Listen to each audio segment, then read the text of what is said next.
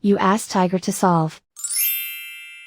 This deals with linear equations with one unknown. The final result is x equals negative 325 over 172. Let's solve it step by step. Simplify the expression. Expand the parentheses. Multiply the coefficients. Simplify the arithmetic. Combine like terms. Group all constants on the right side of the equation. Subtract 300 from both sides. Simplify the arithmetic.